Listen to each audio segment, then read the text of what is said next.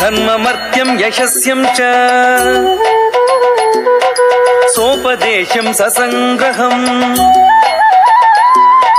भविष्यतश्च लोकस्य सर्वकर्मानुदर्शकं सर्वशास्त्रार्थसम्पन्नं सर्वशिल्पप्रवर्तकं नाट्याख्यं पंचमं वेदं सोतिहासं करोम्यहम्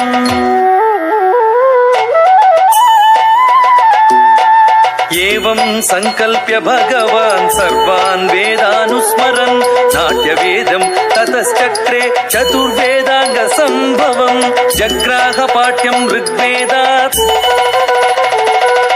सामव्यो गीतमेव च यजुर्वेदादभिनयान् रसान् अथर्वणादपि वेदोपवेदैः सम्बद्धो नाट्यवेदो महात्मना एवं भगवता सृष्टो ब्रह्मणा सर्ववेदिना ब्रह्मणा सर्ववेदिना ब्रह्मणा सर्ववेदिना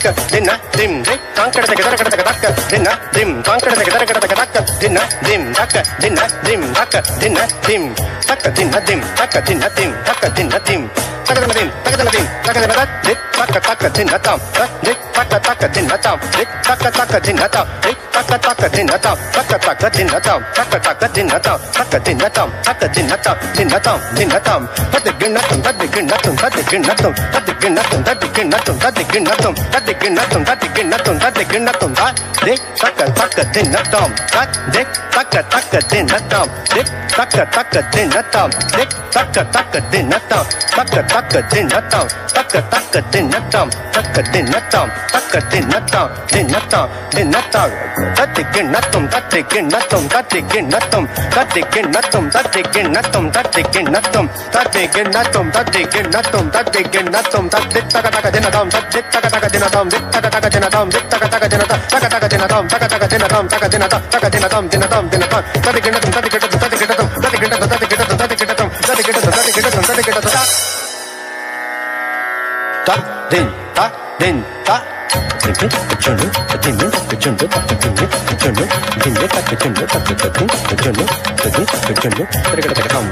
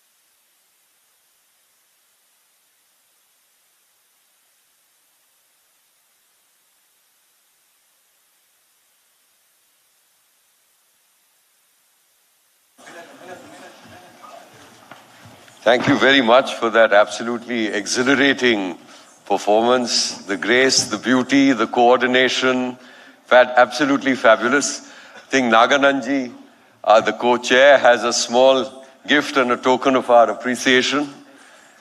And if you could be so kind to accept it.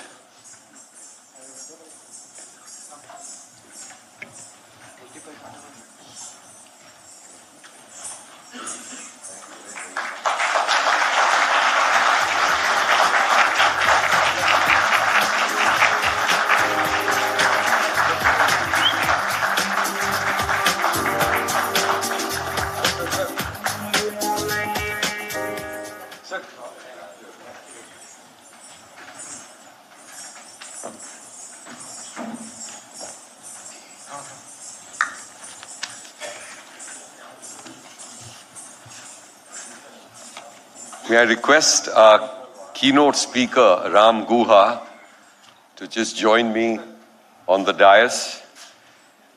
Thank you very much, Ram, for coming across and to speak to a bunch of lawyers and judges.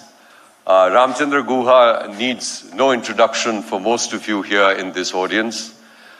He's a sort of a polymath, he's a historian, he is a public intellectual, he's a biographer, he's a great commentator on our times, alerting us to flaws in our system and to directions which we should take.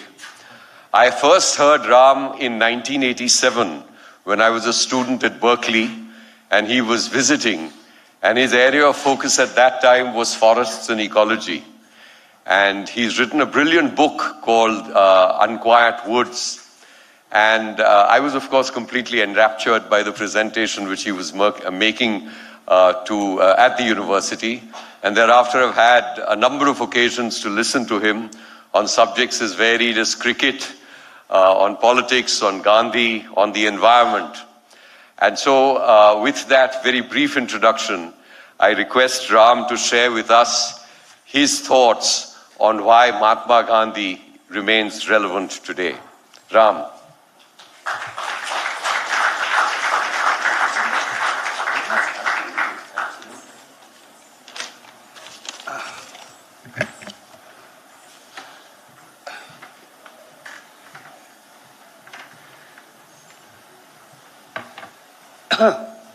Thank you, Shyam. Thank you all. I'm going to begin by asking you to imagine or just picture a building you know, most of you know very well, which is the magnificent Gothic High Court of Bombay, where Shyam first started his practice. Several of you would have, practiced. It's had a great record for the lawyers as well as judges it's produced. Now, I go to Bombay often. Although I live in Bangalore, Bombay is my favorite Indian city. And when I go to Bombay, I usually stay in that part of town because the archives are located in Elphinstone College. And on my morning walk to the archives, in the evening going back home to wherever I'm staying after a day spent looking at files, I pass the High Court. And I always offer a silent prayer when I pass the High Court for the great good luck of Mohandas Karamchand Gandhi having been a briefless barrister there. Now, Gandhi, I think to an audience of distinguished lawyers and jurists and legal scholars, can I think as fairly be described as the most successful failed lawyer in human history. And we should be grateful for his failures. In the first volume of my biography, Gandhi Before India, I describe how he failed. But had he succeeded, I would not be speaking to you today. So let's thank the Bombay High Court for not allowing Gandhi any kind of career as a barrister there. Now, before I get to my talk, a brief postscript. Of course, later on, he went to South Africa, where he became a successful lawyer. Partly because there was a monopoly. He was the only Indian lawyer catering to 150,000 Indians. And I'm sure some of you in this audience, regardless of your ethnicity or nationality, would envy him that monopoly that he exercised. Okay, now, but I'm not here to speak about Gandhi the lawyer. I'm here to speak about Gandhi in other respects. He's been dead 75 years. It's more than 150 years since he was born. Why does he matter still? Should he matter? In this talk, I'm going to offer to you 10 solid reasons why Gandhi, his life, his example, and his ideas still matter to us in what is now the third decade of the 21st century. The first reason that Gandhi matters to us is that he gave India and the world a method of resisting unjust authority without using force. Some of this came from his respect for the law, though occasionally he transgressed the law in standing on the side of those oppressed and discriminated against. But his technique of non-violent resistance, to which he gave the name Satyagraha, the force of truth, was opposed both to armed struggle, that's well known, that he rejected the use of force to bring about social change. But it was also opposed to polite pleas and petitions. For example, if you are in a position of feeling discriminated against, for example, the Indians under the British Empire or the Indonesians under the Dutch Empire, one way of articulating your grievances, asking for better treatment, was to write long petitions to the authorities. Now, Gandhi was opposed to that too, because that had been tried by successive generations of Indian nationalists before Gandhi, not least his great mentor Gopal Krishna Gokhale. So Satyagraha used collective civil disobedience. You broke a law, but always peacefully, collectively, but peacefully. Now, this technique of non-violent civil disobedience was, of course, first tried by Gandhi in South Africa. in movements in 1906, 7, and then 1913, 14 against laws that discriminated against the Indian community in South Africa. It was brought to him, that same technique of civil disobedience was brought to him in India, where he first tried it in localized contexts among peasants in Champaran in Bihar, among workers in Ahmedabad, before actually launching several all-India mass struggles based on the principle of non-violence. It's had many emulators since. You think, of course, of Martin Luther King and the civil rights struggle in the United States. But solidarity, one of the less known legacies of, less known kind of followers of Gandhi were some of the activists of the solidarity movement in Poland, who played a critical role in bringing down the Soviet Empire. Even in places like Tibet, in Burma, in localized struggles by feminists, civil rights activists, environmentalists, sitting on a dharna, sitting outside the office of a magistrate or a police officer or a chief minister demanding justice, going on a street protest with colorful, slogans and campaigns, as you see now all over the world, but doing so collectively and non-violently. This is a technique of expressing your concern about laws, policies, practices that are unjust, that bear down disproportionately on disadvantaged people, but doing so non-violently. Interestingly, the idea of satyagraha was first articulated in a movement, I beg your pardon, in a mass meeting composed of a few hundred people, like your meeting here, but not in such a wonderful fancy hotel. It was a meeting in the Empire Theatre in Johannesburg, where the Indians under Gandhi's leadership resolved to resist the racial laws of the South African regime non-violently and collectively. And that meeting was held on the 11th of September 1906, 95 years before the other 9/11. And I think it's quite interesting and eerie and symbolic. So we have the choice in the 21st century, as we did in the 20th century, of choosing between two non-violence, two 9/11s, the path of terrorism and armed struggle and the path of collective non-violence. That's the first reason Gandhi matters. The second reason Gandhi matters is that he loved his country and his culture, while recognizing its disfiguring qualities. He was not a jingoist, a xenophobe, a nationalist who believed his country was perfect, that his country, had no deficiencies that could be attributed to its culture or its history. If there were deficiencies, they had been brought by outsiders. In the case of India, today, we have a stream of thought which thinks wholly without foundation that discrimination against women and discrimination against low caste was brought by foreigners. Actually, it was intrinsic to Hindu and Indian society. Now, similarly, in other parts of the world, the idea that my country is perfect, flawless, is ubiquitous among populist leaders across the world. Whether it's Trump in America, Orban in Hungary, Netanyahu in Israel, and that's been true of many ordinary people too. They think it's already somebody else's fault. It's some other country's fault. Our country, its origin myth tells us that we are perfect, we are immaculate, we are flawless, we are faultless. Now, Gandhi was a patriot who recognized there were some severe problems with his country, particularly the structural discrimination against women and low caste. And hence, his struggle for political freedom was combined from the beginning with his campaign to end the pernicious practice of untouchability and his work for bringing women into public life.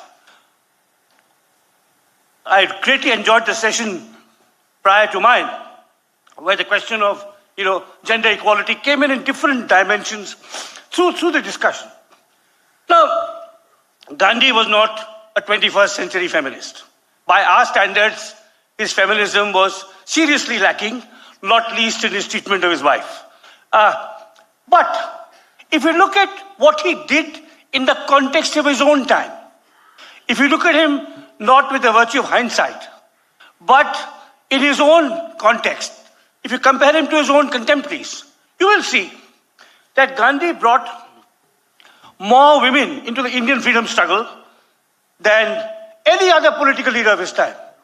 More than Lenin in Russia, Churchill in England, FDR in the USSR, USA, whatever else. In 1924, that's 100 years ago, Gandhi launched a campaign to have the first female president of the Indian National Congress. There had been one before, who was Annie Besant, who was British. But the first Indian president of the female Indian president of the Indian National Congress was Sarojini Naidu, almost 100 years ago. At that time, imagine the leader of India's premier political party in 1925 was a woman. Well, it was inconceivable in Australia. There were judges here from Australia, or New Zealand, or America, or France, for women to be even chair of that district political committee, the district Republican or Labour or Democratic committee.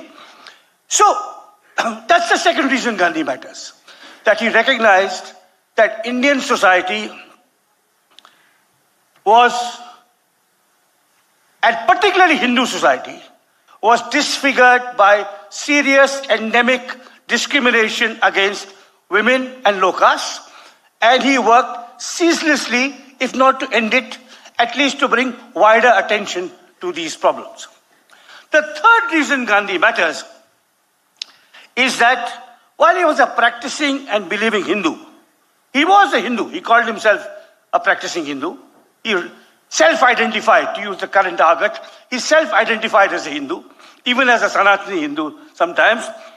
He refused to define citizenship on the basis of faith. Gandhi was a Hindu, but his country was not a Hindu country. And he struggled all his life to build bridges between the different religious communities in India, particularly Hindus and Muslims. So that's the third reason that Gandhi matters in a world in which the fusion of faith and state is taken as granted and natural and important and indeed as valuable by many countries around the world, including in our own region. I mean, if you look at South Asia, you'll see how country after country has succumbed to the delusion that national identity depends on one religious denomination having a kind of predominant status in deciding the affairs of that country. So he was not an unthinking patriot. He was a reflexive, self-critical patriot. He was not what we think of as a proud Hindu. He was recognized that Hinduism had its problems, and to bring Hinduism into the 21st century, these problems had to be addressed. There's another aspect of Gandhi's. If those of you who are interested in interreligious conversations, I urge you to read a book by a great Australian scholar of Belgian origin, J.T.F. Jordan. It's called Gandhi's Religion, a Homespun Shawl. It talks about Gandhi's personal interactions with people of other faiths, how he broadened his own Hinduism by having friends who were Muslim and Parsi and Jewish and Christian and so on, and how that template of interreligious faith, conversation, dialogue, bridge building, what it can tell us about the world we live in today. So Gandhi was not an unthinking patriot. He was a self-critical Hindu. And fourthly, he went beyond his own regional identity. He was steeped in Gujarati culture. He was one of the people who remade Gujarati prose. He was one of the great writers in modern Gujarati. He knew its folklore, its poetry, its myths, its history, but he was not a narrow-minded regionalist. Just as he had space and love for religions other than his own, he had space and love for languages that other than his own. And to talk about the broadening of Gandhi's mind, he he's moving from what could have been a parochial, provincial caste of mind, typical of most Indians of his generation, towards a more universalistic, cosmopolitan understanding of, or even pluralistic understanding of what India was all about. I think that failure in the Bombay High Court is consequential. Now, Gandhi practiced in the Bombay High Court in the years 1890, 91, so 140 years ago. Now, I know that things have changed somewhat in how lawyers get their clients and from what catchment area lawyers get their clients. But let's assume that in 1890, instead of failing, Gandhi would have succeeded as a lawyer in the Bombay High Court. 95% of his clients would have been Gujaratis. 95% of those Gujaratis would have been Gujarati Hindus. And probably at least 70% of those Gujarati Hindus would have been from his Mohd Baniya caste. So at work, in the courtroom, at home, all he would have known was Gujarati Hindus of a particular caste. Now, what does failure at the bar do for him? It sends him to South Africa, where his first client is a Muslim, a Gujarati Muslim. So he gets off the ship in Durban in April 1893, and he's met by a Muslim who takes him to his house and puts him up at night. And in the Gujarat of that time, it was inconceivable that a Muslim would have dinner in a Hindu home and spend the night there, or vice versa. Then he starts his struggle a little later against racial discrimination. And the first person to fund the struggle was a Parsi called Rustamji. So he's getting to know and to befriend and to understand and to appreciate Gujaratis who are not Hindus. Then as the struggle continues, the Gujaratis are kind of mostly Hindus and Muslims, are mostly middle-class merchants, risk-averse. They're willing to go to jail once, but not a second and a third and a fourth time. So when the Gujarati stops supporting his movement, the Tamil working class steps forward. Now, as a result of all this, Gandhi's mind is being enlarged in very substantial ways. And when he starts a newspaper to represent the cause of the Indians in South Africa, it's a newspaper called Indian Opinion. And that newspaper, which he starts in 1903, is printed in 4 languages. It needed 4 different scripts. So there's a section in English, because you have to address the white rulers of South Africa. There's a section in Gujarati, there's a section in Tamil, and there's a section in Hindi. I mean, I have not confirmed this, but this may be the first multilingual newspaper in the world. All right, so here is Gandhi expanding his universe. He's a self-critical patriot. He's a reflexive, self-critical Hindu. He's a Hindu who befriends Muslims and Parsis and Jews and Christians. And fifthly, the fifth reason Gandhi matters is that he was both a patriot and an internationalist. He appreciated the richness and heritage of Indian civilization, but knew that in the 20th century, no country could be a frog in the well. It helped if one saw oneself in the mirror of another. And his own influences were as much Western as they were Indian.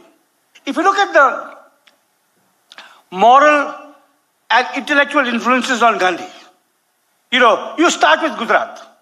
And you actually start in Gujarat with a Jain philosopher called Rai Chand Bhai, who in some ways, Gandhi met when he was a young man and exchanged many letters with. He was a profound influence on Gandhi, and from whom Gandhi learned the virtues of selflessness, tolerance, and a simple life. Then you move from there to his next mentor, who's Indian but not Gujarati, who's the great, whom I've already mentioned, who's the great Maharashtrian social reformer Gopal Krishna Gokhale. And Gokhale, in 1905, started a Servants of India Society, the first social welfare organization in India that did not bear a religious denomination. It was not Hindu like the Arya Samaj, it was not Muslim like the Jamaat, it was not Christian like the YMCA, it was an inclusive social welfare organization. And Gokhale was absolutely committed to the abolition of caste and gender distinctions. So he's moving from acquiring a Gujarati moral exemplar to a Indian but non-Gujarati political exemplar, and further on to learning from Western thinkers, Tolstoy, Ruskin, Thoreau. So that is part of Gandhi's really distinctive vision, that it is inclusive within and inclusive without. Now, I've given you 5 reasons why Gandhi matters, and I'm going to pause. First, I'll just briefly rehearse these 5 reasons. Gandhi gave India and the world a technique of resisting injustice without using force. Gandhi loved his country and his culture while recognizing its disfiguring qualities. Gandhi refused to define citizenship on the basis of faith. Fourthly, he refused to define even nationality on the basis of language. And finally, he was both a patriot and an internationalist. Now, before I go on to my next set of 5 reasons why Gandhi matters, I'd like to pause and to suggest that without these 5 aspects of Gandhi's legacy, the LawAsia Conference would not be meeting in the Indian city of Bengaluru today, 75 years after Gandhi's death. First, because Gandhi eschewed violence in favor of dialogue, India became a multi-party democracy, not a single-party totalitarian state or a military dictatorship. Second, because people like Gandhi and Ambedkar, the great visionary who helped write India's constitution, emphasized caste and gender equality, these principles of social justice were encoded in our constitution. Because he emphasized religious and linguistic freedoms, we did not go the way of Pakistan and Sri Lanka. Pakistan was divided, was created on the basis of religion and divided on the basis of language, and Sri Lanka experienced a several-decade-long civil war because of the conflict between a Sinhala Buddhist majoritarianism and a Tamil minority radicalism.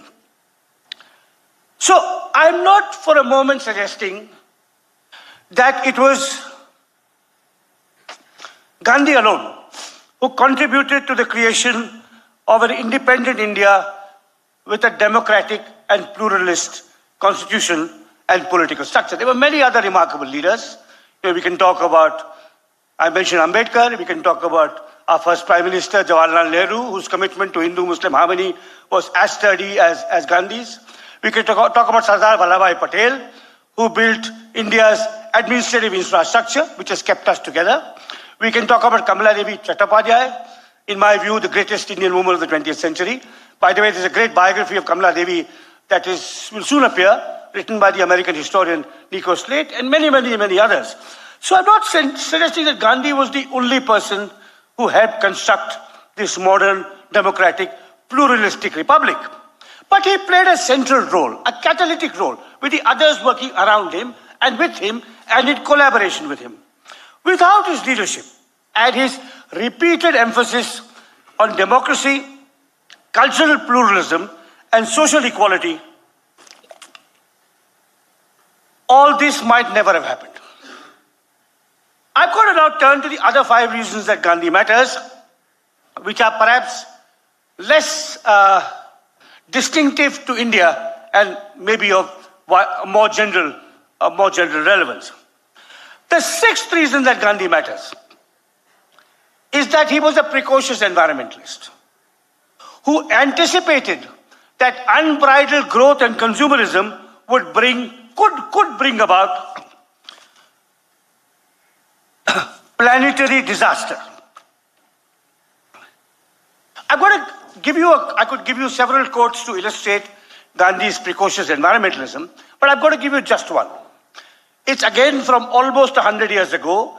It's from December 1928, and it's from an article he wrote in his magazine, Young India, in December 1928.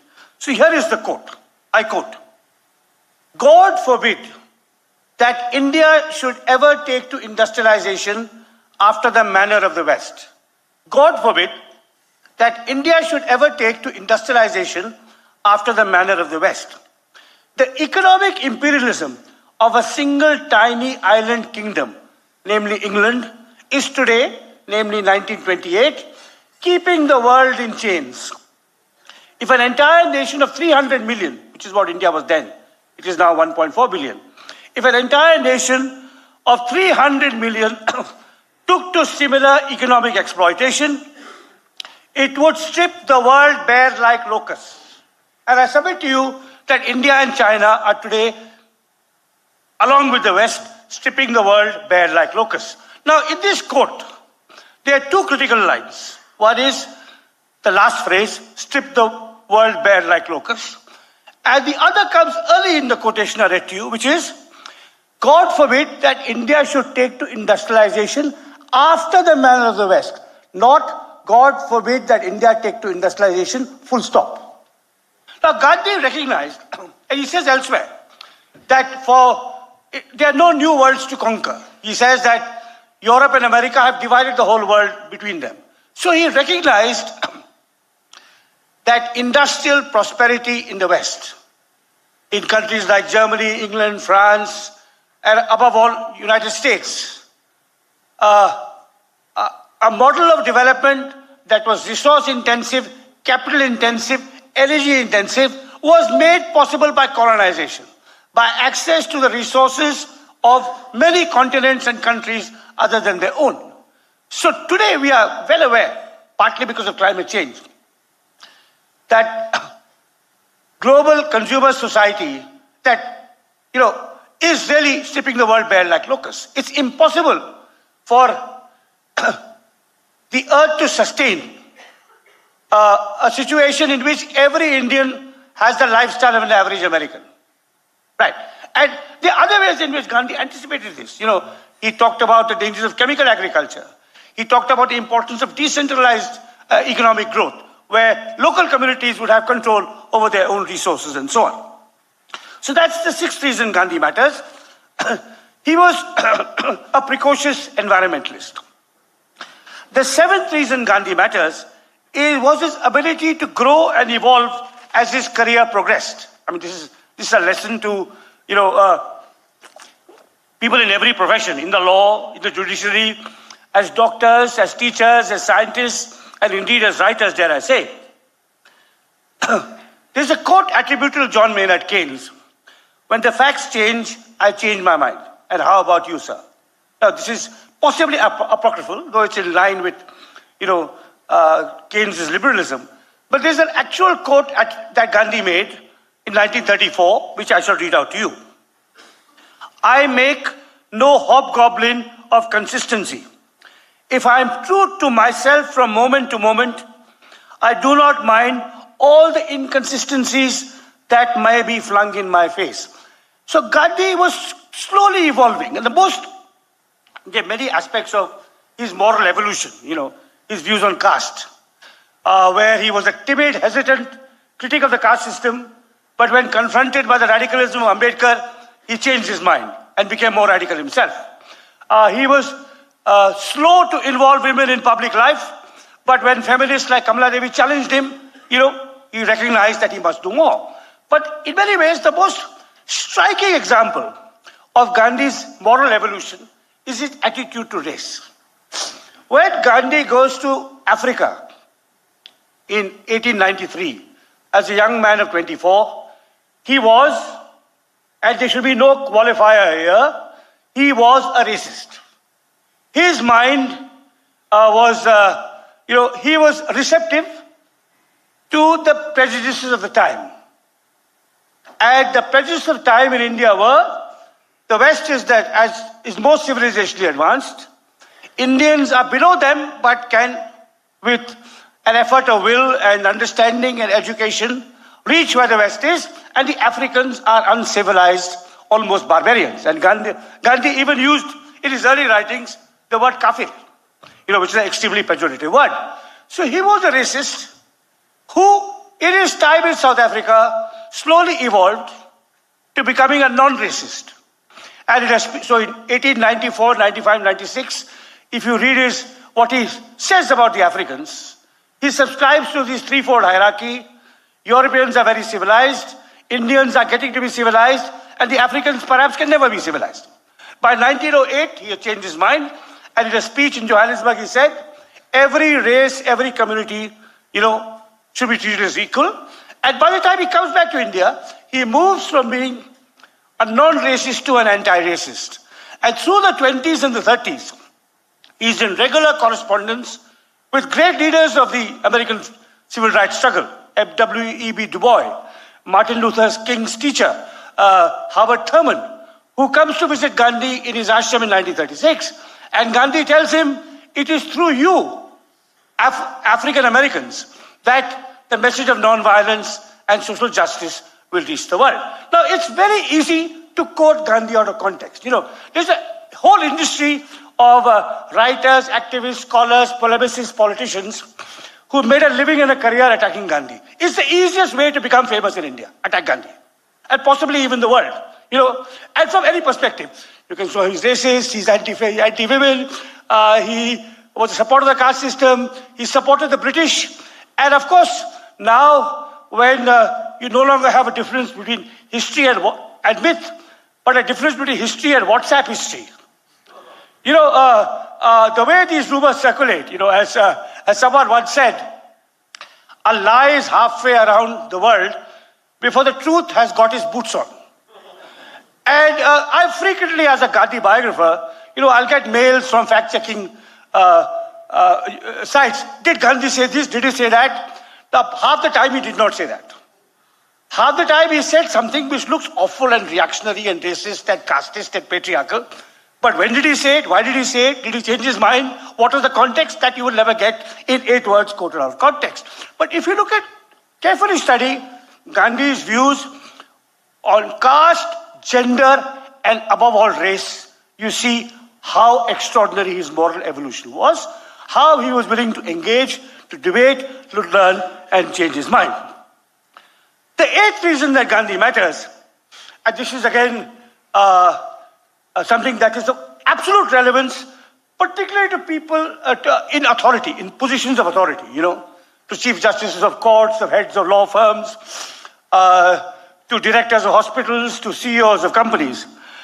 The 8th reason Gandhi matters is that he had a rare knack of making leaders out of followers.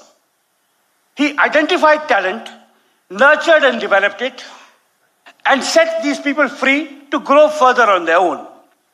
Many of his so-called disciples who flocked to him during the Indian freedom struggle became colossal figures in their own right, contributing enormously after Gandhi's death to the development of Indian democracy, Indian economy, Indian society, even the Indian civil society movement, and so on. So consider some individuals: Jawaharlal Nehru, Vallabhbhai Patel, Kamala Devi Chattopadhyay, C. Rajagopalachari, Jayaprakash Narayan, J.B. Kriplani, J.C. Kumarappa, Zakir Hussain, many, many others who are familiar to Indians, who for their contributions to the development of our republic, all were nurtured by Gandhi and then set free in their own domains. The domain could be politics, it could be interreligious work, it could be environmentalism, it could be education, it could be appropriate technology, doesn't matter. The republic was built largely by people who worked with Gandhi and took his ideals forward stoutly, independently, courageously. Now, if you look at this extraordinary ability that Gandhi had of training the next generation of leaders, and you compare Gandhi with who has been some of India's heads of government, not heads of state. I think India has had about 15 or 16 prime ministers. 3 have been particularly influential and charismatic and powerful: Jawaharlal Nehru, Indira Gandhi, and our present incumbent, Narendra Modi. Now, I'm not going to compare these 3. If you want a detailed comparison of the prime ministership of each of these, do look at the new edition of my book, India After Gandhi.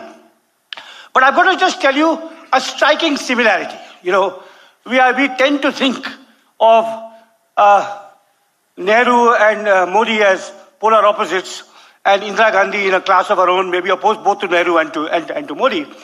But there's one thing that unites them. None of them trained successors. It was all about themselves. You know, I just compared them to Gandhi. Though Nehru was Prime Minister for 17 years, Indira for 16, Modi for 10 already, and he may yet get a third term. Who are the leaders he has nurtured? Who are the leaders that Nehru nurtured, Indira nurtured? And forget the realm of politics. Look at our corporate CEOs and look at even builders of our NGOs, of our civil society organizations, and how an organization a person founds tends to be identified by that person so completely and so thoroughly that there's no question of a second generation of leaders.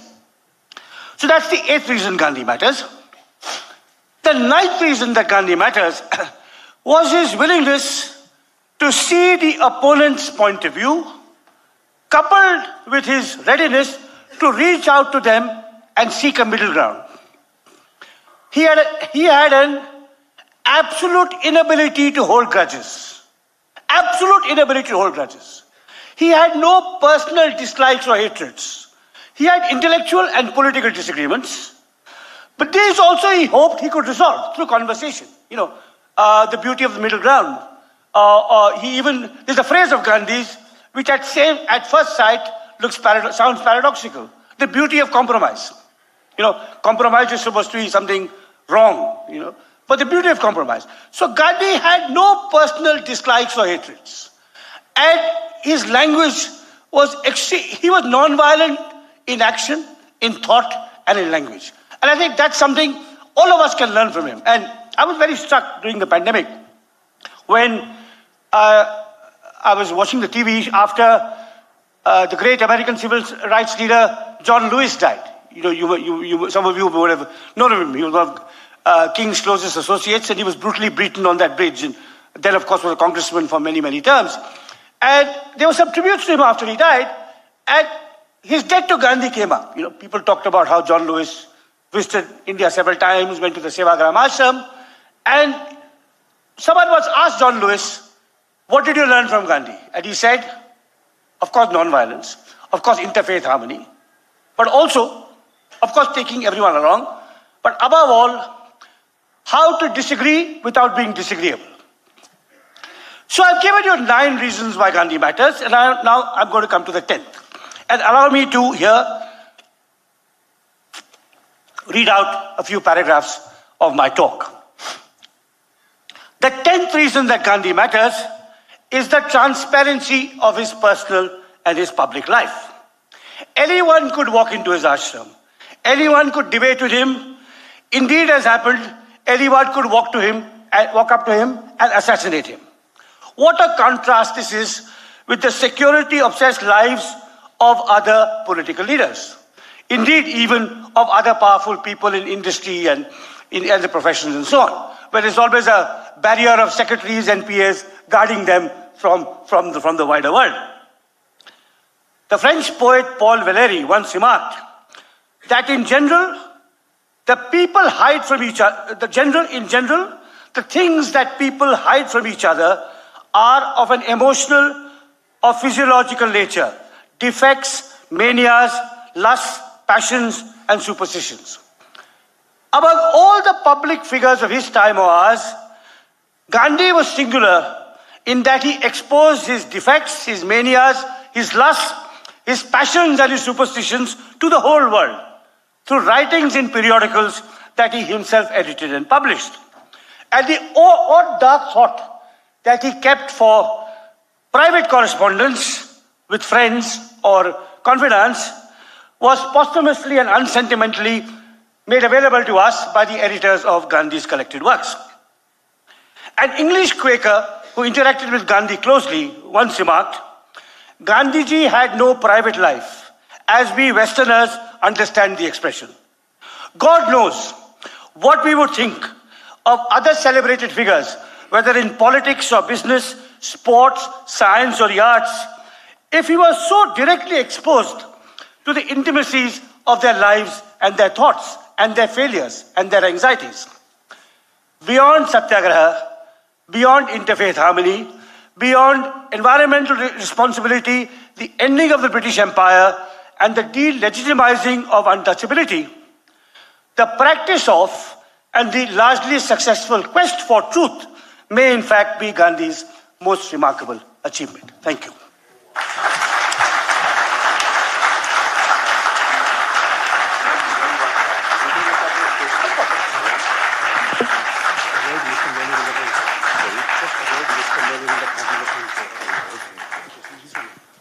So thank you very much, Ram. And before I wrap this session, he's agreed to take a few questions, if there are any from the audience. They could sort of extend to, I suppose, cricket and environment as well. Okay. Yeah. Do we have a microphone? Yeah. Just please identify yourself and then. I am Harsh Desai, and like Gandhi, a lawyer from Bombay. I just want to know why Gandhi failed as a lawyer in Bombay. What is your thinking on that? Well, thank you. I think there were several things. One was that he was, and it's quite remarkable given what a successful politician he was a lousy speaker. He mumbled. He looked down. If you look at somebody, there were 1 or 2 clips of Gandhi speaking as late as 1931, when he was the Mahatma after he had led the Salt March. He's not like any current political leader, or like me. I mean, I know how to address all of you, right? Okay. Now, I could possibly have been a successful lawyer, though I may not have had other qualifications. So I think he was an indifferent speaker. He was possibly also he did not have the social networks because he came from princely India and moved to Bombay. But above all, I think he was just a bad speaker. Yes, please, Justice Pratibha Singh. The way you ended it was simply superb. The quest for truth. And as judges from morning to night, that's what we look for, the quest for truth. How do you think, with your thinking as a philosopher, the quest for truth can actually be achieved? Can actually be? Achieved. So, it's always an imperfect, ongoing quest. I think it's very important, Pratibha, to be open. In that session, one of the judges, I think from Australia, talked about feedback. Right. Now, it may not be possible for a judge, but one of the, for example, I'm Gandhian in very few respects. I'm Gandhian only 2 respects. I keep to time, and I answer every letter, even from a stranger. So my email is the public domain. I want to engage. I want to learn, and often I think that's something. So conversation, monologues, or having a circle of sycophants who are always telling you what to do. I mean, I can tell you a story. I don't want to take more time, but there's a wonderful story of Gandhi's ashram. Anyone could accompany him on his walk. So the story says, anyone could accompany him on the morning. You could go from any part of India and go on his walk and ask him a question. Gandhiji, but why did you not plead for Bhagat Singh's remission more actively? Gandhiji, why did you? And then he would answer. And if you were too persistent, there's an eyewitness from the account, from the ashram. If you're too persistent and were not giving time for the next person in the line, a very tall, very smelly member of Gandhi's entourage would come close to you, put his smelly face near yours, so that then you would recoil and you would be pushed back and the next questioner would come. Now, but at least you could ask your question. You could ask 10 questions. Now, I think this is a lovely story because it tells you how you can. So, I think that is, always. And, if I mentioned the book on religion, his conversations with Muslim, Christian, Parsi, and Jewish thinkers, I think broadened his Hinduism immensely. There was a question right from the back, yeah. Yeah, certainly.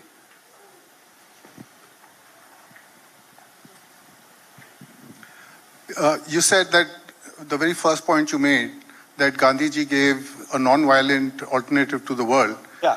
How do you think Gandhi would have approached the Israeli-Palestinian conflict, and whether at all it would have worked?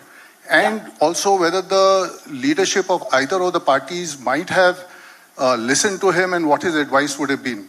Yeah, so that's a very good question. Let me, so there's your specific question is part of a larger question. Would Gandhi's non-violence have worked in all contexts? Now, there's a wonderful story which which I like to believe may be true, of Ho Chi Minh coming to Delhi in 1956 after North Vietnam had become independent. The South was still under, French puppet regime and then the American puppet regime. And he came and he was feted by the Indian leaders and he went to Rajghat and then he was supposed to have said, if Gandhiji, I admire Gandhiji greatly, he was an inspiration for us as an anti-colonial leader, but if he had been fighting the French, he would have given up non-violence within a week. Now, so the British were, I think the British legal system, there's an element of guilt, of ambiguity, of feeling, I've been held to my own high standards and I failed them. Would it have succeeded against Hitler? We don't know.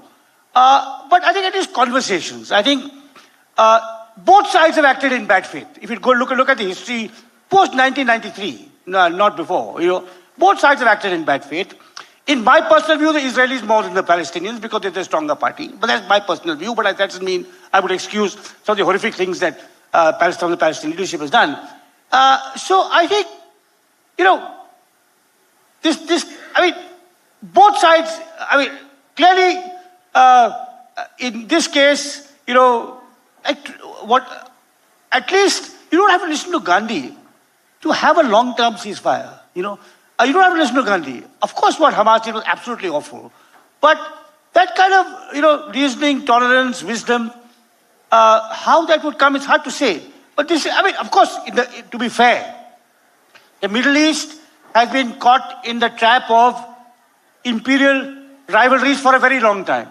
The Ottomans versus the British, then the Soviets versus the Americans, now the Americans versus the Chinese, So in a sense, it's caught in all that trap and maybe, Gandhi's of limited use, therefore.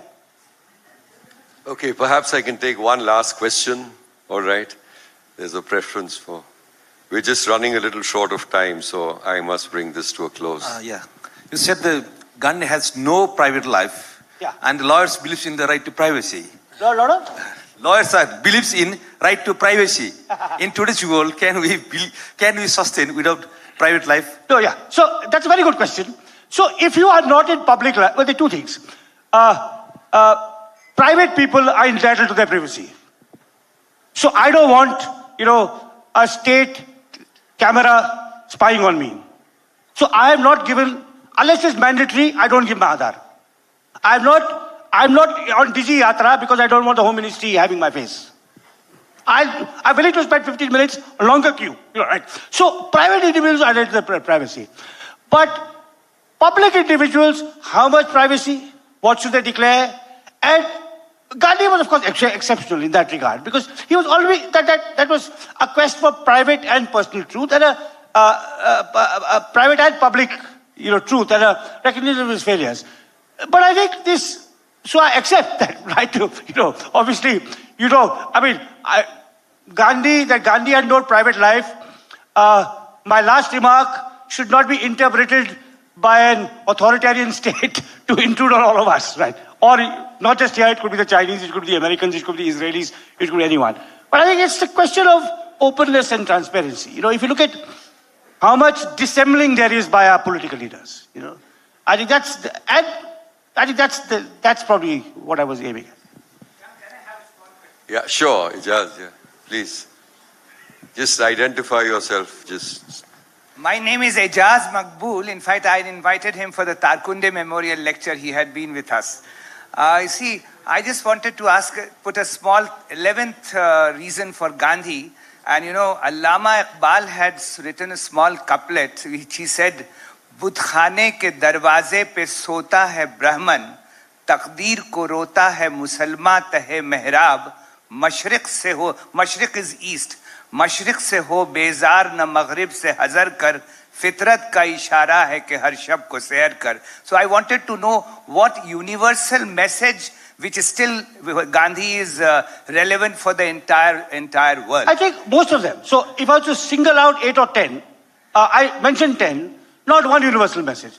So I would say environmental responsibility. So when you talk about privacy of personal lifestyle, I was recently reading a book on climate change, endorsed by the world's top tech billionaires, who say technology will solve climate change, which means we can still have our private yachts and our homes in many continents. So I think this tread gently on the earth, one, be non-violent in word, action, and deed.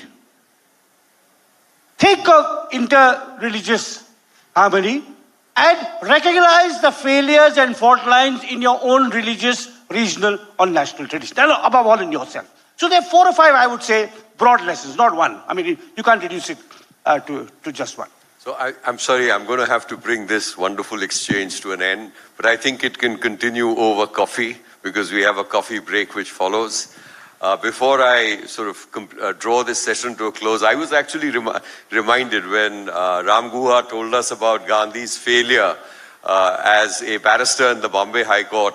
I was reminded of a converse instance, and that comes from Nani Palkhiwala's writings. So Nani Palkhiwala was one of our great doyens of the Indian bar. He was the person who argued effectively and persuasively the Keshavananda Bharati case, which gave us the basic structure doctrine. And Palkhiwala writes and says that his greatest benefactor was a lady who pipped him to the post for the lecturer's post or the lecturer's job at the Bombay University. Because he was desperate for that job, but a lady sort of outcompeted him, and that's what landed him at the Bombay bar. And then, of course, we have an enormous debt to pay, both, of course, to Gandhi, but within our sphere, Palkhiwala. So may I just bring this to a close by requesting all of you to join me in thanking Ram Guha for this outstanding talk.